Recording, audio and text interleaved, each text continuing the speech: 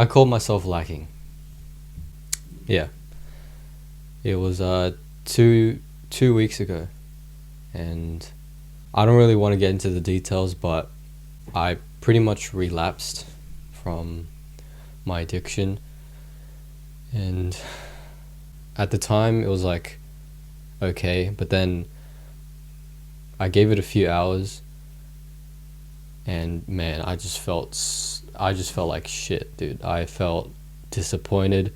I felt embarrassed. I felt so ashamed of myself, and yeah, it just feels like shit.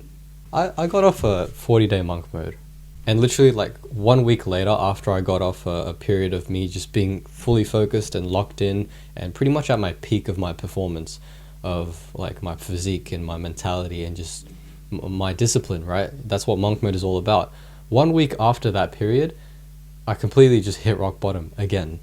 And like, it's weird because, I thought I was invincible. I thought I was, that guy who can't be touched. I thought I moved on and recovered from all of my bad habits. But after a tough period, especially 40 days of monk mode, I sort of purposely leaned back to my bad habits. I purposely wanted to do instant gratification, dopamine filled habits. And I don't understand why. Maybe it's because, I took it to the extreme with monk mode. Maybe it was because, I felt empty inside. Yeah, I just felt empty inside. I've also been eating way too much because, if you guys don't know, I am on a bulk right now. But it's not going too well because it's mostly just eating and not really training hard. My goal is to, get bigger because I've been cutting for the whole year. I've been, just maintaining my weight or even losing weight, doing lots of cardio and boxing. But now that I'm bulking, it's like, it's a bit different. And I tend to, again, purposely find more food to eat and more snacks to consume. I just tend to take things too far, whether it's with monk mode, whether it's losing weight, whether it's bulking. And like, when you go so far to the deep end, it's like you feel shit. Like, if you starve yourself to lose weight like I have, if you just fast every morning like I did, it doesn't really feel good. That's what I did. And now it's like a different situation, but with bulking. Now I'm just eating and not really doing any cardio. So I'm gaining weight really, really quickly. I gained weight. It's been 3 weeks of bulking. I gained from 61 kilos to 66 kilos. So that's 5 kilos in 3 weeks. Yeah, that's how bad it is. That's my bad habit with all of these things in life. Sometimes I just take it too far and I'm reckless. I don't know, like, it's hard to control myself now. Even after a 40-day monk mode, like, it's like I went up and then back down. And yes, I do miss being cut and light and, quick and agile and not chubby, but I still remember how miserable I was mentally, because it's such a big mental challenge to, not to reduce eating and to deal with the starvation, sort of. But obviously there's some positives to it with my work and my focus. But other than that, I didn't really feel like I was, happy. Right now I feel a little bit too happy because I'm just eating. I don't have that drive, that motivation to do deep focused work and, or even just do cardio. Because at the same time, I kind of broke my foot. I injured my foot from running, so I can't really do cardio or boxing exercises anymore, and I can barely even walk these days. And it's been like 4 weeks now of the same injury, and I've been trying my best to rest my foot, but it sucks because I haven't trained legs in like a month, almost a month. And yeah, now that I say it out loud, it kind of sounds bad. I should probably check the doctor. But I've been procrastinating that as well. Like, every time I try a boxing workout, let's say I do 30 minutes on the bag. Oh man, afterwards, it feel like I can feel my foot hurting again, and it sucks. I'm really saying this because I hate using this as an excuse, but it is kind of making me lazy, and it feels like shit. But then I watched Coach Carter. Spoilers, by the way. I'm gonna completely spoil the movie. So basically in this movie, this coach right here takes a job to coach an undisciplined basketball team. And they're all high school students, even though they don't look like high school students. And they're all pretty arrogant and cocky kids, pretty much. So this coach, Ken Carter, is a really disciplined and tough character.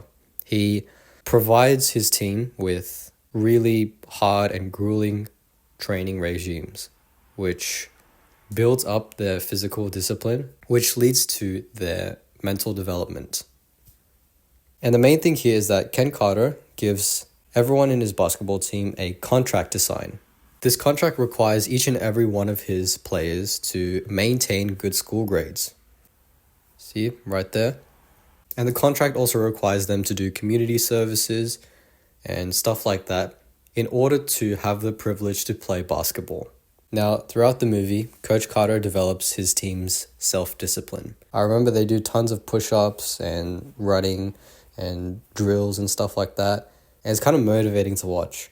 But there's a key scene where all of the students miss out on their grades. Each and every one of them are too caught up with their basketball pursuits, so they are lacking in their grades, in their academic pursuits. This made Coach Carter force his students to study. He did this by completely locking the gym doors, the basketball gym. Now, throughout the movie, he receives tons of backlash for locking the basketball gym because the team is known in their community as, the best. And, they are representing the community by playing basketball.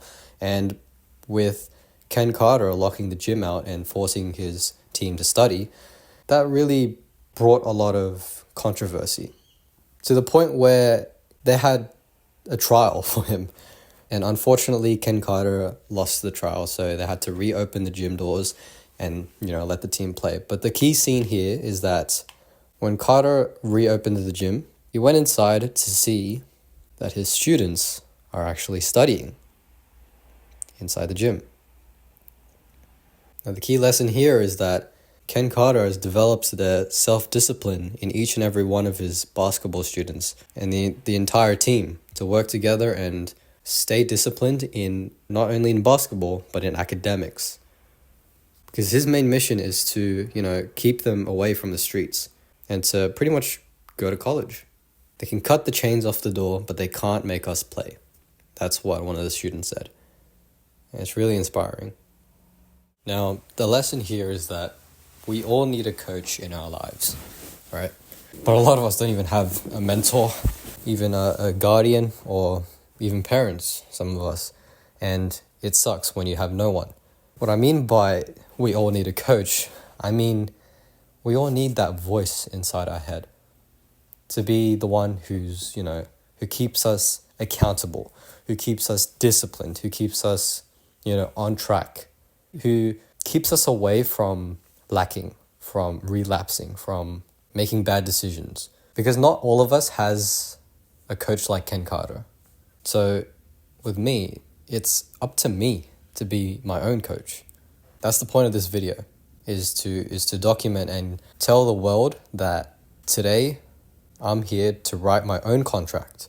A contract where I set rules, non-negotiable rules, for me to follow for pretty much the rest of my life. And I feel like writing a contract like Ken Carter did for his students will keep me on track and keep me away from relapsing into addictions or doing bad habits or anything like that, right? Or just lacking in life in general. And I know life doesn't work that way, but it's better to do something about it than not do anything about it, right? With my journey, it's like I can be at the highest point, at the peak of my life, my performance, my focus, my drive, whatever, my motivation. And then the next day it can be rock bottom. Like, I'm not even joking. Like, that's the type of person I am. I don't know about you, but that's me. And it's kind of weird, but that's one of the other reasons why I want to write a contract. And that is why I have this book right here, to write a contract for myself. Now, while I write my own contract, you can follow along, and I'll try my best to, explain what I'm writing as my thoughts go by. All right, I'm going to name it Ken's non-negotiable contract. Okay. Ground rules. Let's set, the rock bottom rules that I have to follow every single day for the rest of my life. That would probably be erasing my bad habits, which include no porn, no dating apps ever again. What else is there? No fapping. Yeah, sure, why not? No doom scrolling.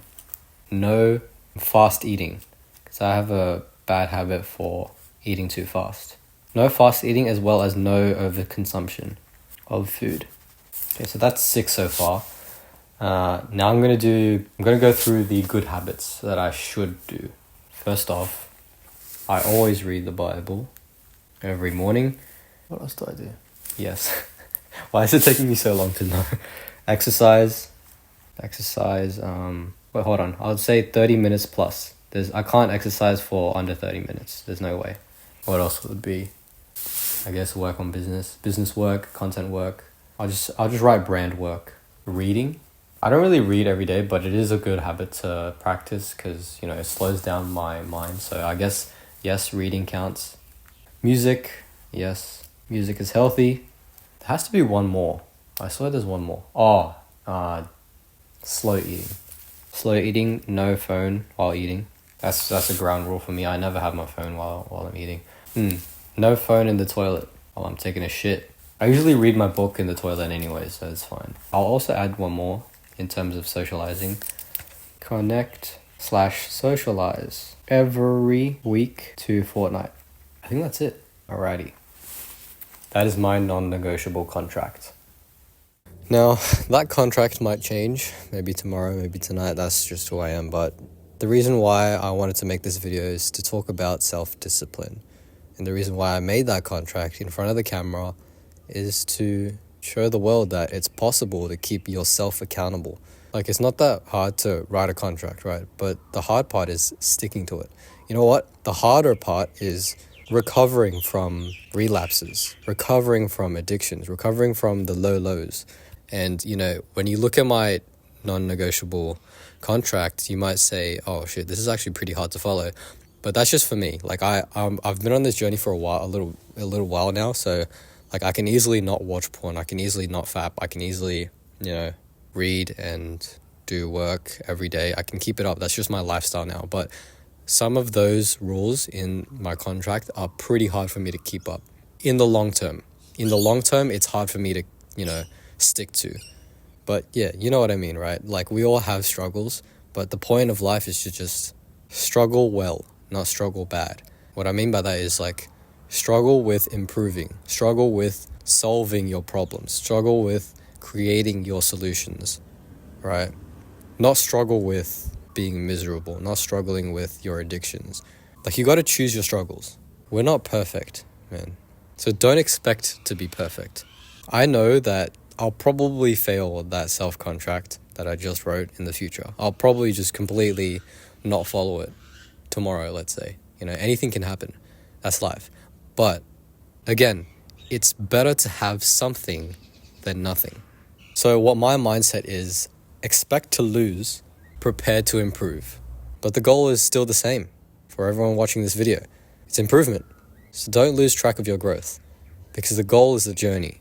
The goal is the work. The goal is the growth, not the end result, because there is no light at the end of the tunnel, at the end of life, except up there. Nothing comes with you when you die. What I noticed in my journey is that I am used to improving, and staying consistent has helped me get up and recover every time I fail and fall. It gets easier to recover from addictions, from relapses, stuff like that. It gets easier because I'm used to staying consistent. I'm used to the lifestyle of improving, and that is what it means to be your own coach.